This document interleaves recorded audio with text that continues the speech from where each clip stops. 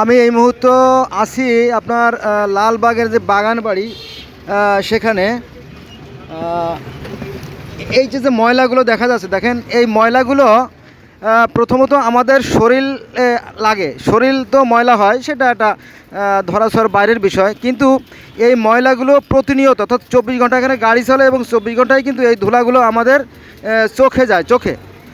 চোখের একটা ক্যাপাসিটি আছে যে চোখের নেত্রনালী দিয়ে যে পরিমাণ পানি আমাদের চোখে এসে চোখটাকে সিক্ত রাখে সেটা আর কভার দিতে পারে না আপনার এই ময়লাগুলো সেই পানিগুলোকে চুষে নেয়, ফলে এই চোখটা খসখসে হয়ে যায়, অনেকটা গ্লাসে দাগ পড়ার মতো দাগ হয়ে যায়। হ্যাঁ, ফলে অকালে অনেকেরই চোখ নষ্ট হয়ে যায়। এটা যারা দায়িত্বশীল তারা ছাড়া এটা জানে না। আচ্ছা, নাম্বার 1। 2 নম্বরে আপনার এই যে ময়লাগুলো বাতাসে পর্যন্ত উঠছে, এগুলো আমাদের নাক দিয়ে আমাদের ফুসফুসে প্রবেশ করে। তো নাকেরও আবার একটা ক্যাপাসিটি আছে, এটা ধারণ ক্ষমতা আছে, সে নির্দিষ্ট পরিমাণ ময়লাকে শোষণ করে এবং সেই ময়লাটাকে আপনার আমাদের যে শ্লেষা বা যে লালা বা যে কফ বা থুতু যা বলি আমরা, না যাই বলি, তো এগুলোর সাথে আমাদের পাকস্থলিতে পাঠায় দেয়। কিন্তু সমস্ত ময়লাকেই পাকস্থলিতে নাক যখন পারে না, তখন এখানে একটা জটিল অবস্থা সৃষ্টি হয়, তখন আপনার যে সাইনাস বা পলিপাসের সৃষ্টি হয়। হ্যাঁ, আপনি যদি খবর নেন তাহলে দেখা যাবে যে শতকরা প্রায় 85% মানুষ এই সাইনাস বা পলিপাসের সমস্যায় ভুগছে, এবং এই ময়লার কারণে আমাদের চোখ ব্যথা করে, এই ময়লার কারণে আমাদের মাথা ব্যথা করে, এই ময়লার কারণে আমাদের রাতে ঘুম হয় না, শ্বাসকষ্ট হয়, হ্যাঁ, এবং শরীর অস্থির লাগে। তারপর আরেকটা বিষয় হচ্ছে যে আপনার এই ময়লাগুলো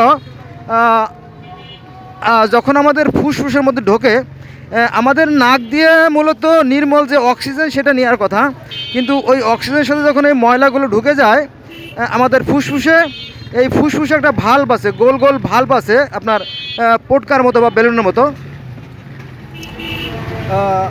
তো সেই ভাল্বগুলো প্রথমে এই বাতাসগুলো ধারণ করে এবং কয়েকটা স্তর আছে, যেমন আমরা কম্বল ব্যবহার করি, কম্বলের মধ্যে কয়েকটা লোমশ স্তর আছে, 5টা স্তর ভেদ করে এই অক্সিজেনটা আমাদের রক্তের সাথে মিশে যায়।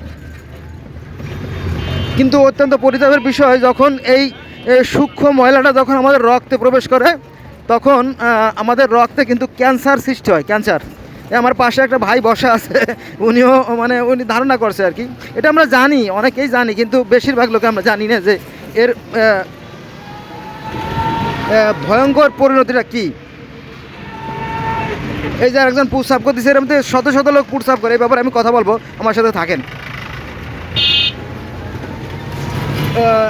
তো এই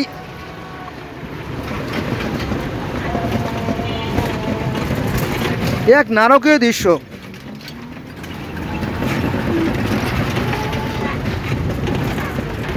ভয়ঙ্কর, চারিদিকে ভয়ঙ্কর নিঃশ্বাস বন্ধ হয়ে আসে।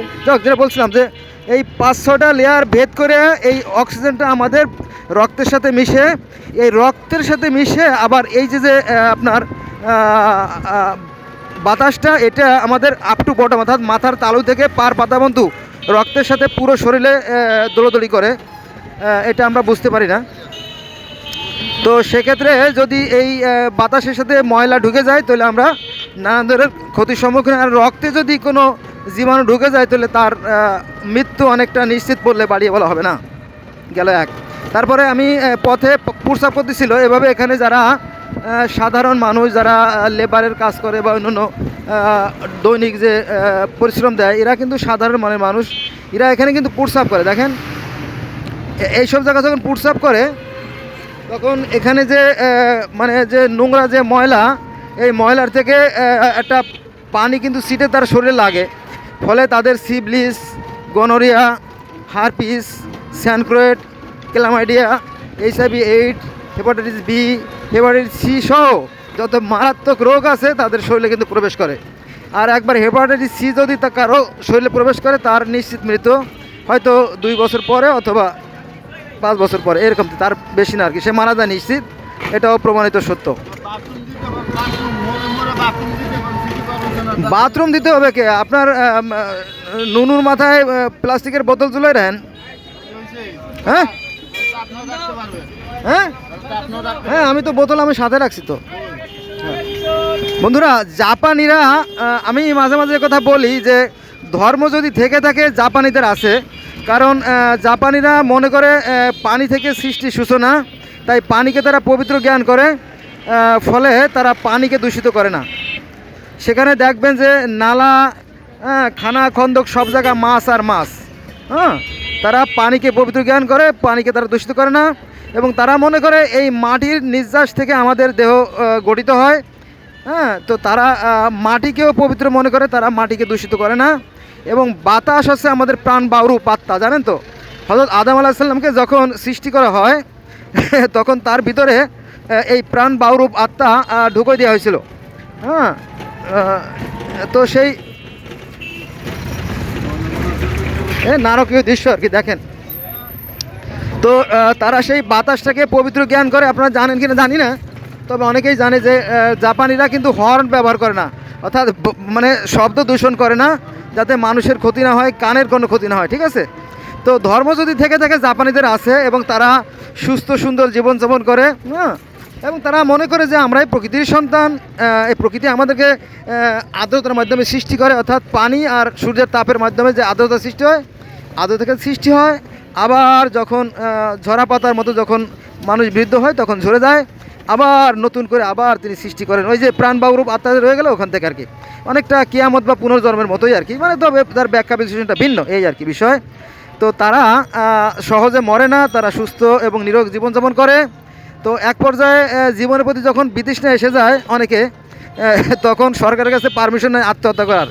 এবং জাপানে আত্মহত্যা করার মতো বিশাল স্পেস সরকার রেখে দিয়েছে, যে কারো যদি মন চায় মরতে, তাহলে তোমরা এখানে যে মরতে পারো, কোনো সমস্যা নাই, এরকম ব্যবস্থা আছে। আর আমাদের দেশে কিন্তু অকালেই মানুষ মারা যায় আমাদের এই কর্মদোষের কারণে। আচ্ছা, আর একটা বিষয় হচ্ছে কি, দেখেন এই যে আমার সামনে যে দেওয়ালটা, এই রাস্তা যখন ইঞ্জিনিয়াররা করছিল তখন এখানে কিন্তু একটা আছে, একটা নালা আছে, ক্যানেল আছে বা একটা আছে, রাস্তা করা আছে এই যে দেওয়ালের পাশে, যে এখানকার পানি এই সাইডটা উঁচু, তো এখানকার পানিটা ওখানে যে মিশবে এবং সেই পানিটা পাশেই নদীতে চলে যাবে, তখন আর রাস্তার কোনো ক্ষতি হবে না। কিন্তু অত্যন্ত পরিতাপের বিষয়, সেই নালাগুলোর পাশে ময়লা দিয়ে এমনভাবে বন্ধ করে রাখা হয়েছে, এই যে দেখেন উঁচু, রাস্তা থেকে আরও উঁচু করা হয়েছে, যেখানে নিচু সেখানে করা হয়েছে উঁচু, আর যেখানে উঁচু সেখানে করা হয়েছে নিচু, এরকম তো অবস্থা। ফলে কি হয়, এখানে পানি জমে এই রাস্তাগুলো ভাঙে এবং খুব বিরক্তকর পরিবেশ সৃষ্টি হয়। দ্বিতীয়ত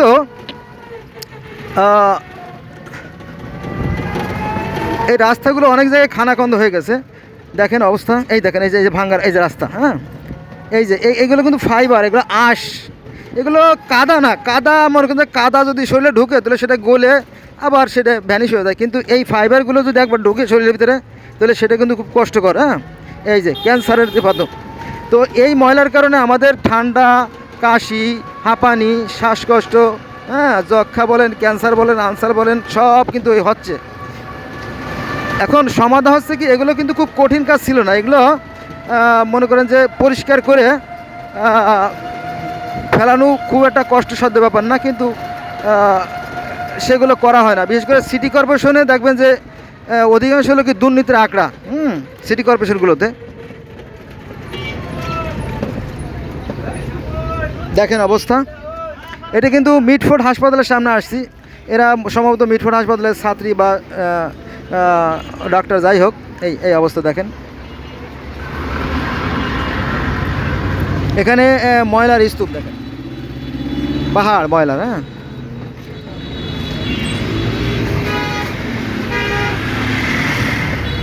আপনি যদি পত্রিকার পাতা খুলেন, প্রতিদিনের যে কোনো পত্রিকার পাতা খুললেই দেখবেন যে ঘরে ঘরে মানুষ অসুস্থ, শিশু বৃদ্ধ থেকে সবাই অসুস্থ। এটার মূল কারণ হচ্ছে আমাদের কর্মফল।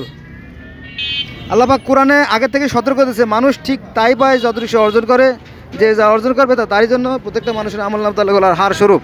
তো আমরা এই অপকর্ম করতেছি আর তার প্রতিদানে আমরা পাপের প্রায়শ্চিত্ত ভোগ করতেছি। এই দেখেন এই যে অবস্থা, নারকীয় অবস্থা।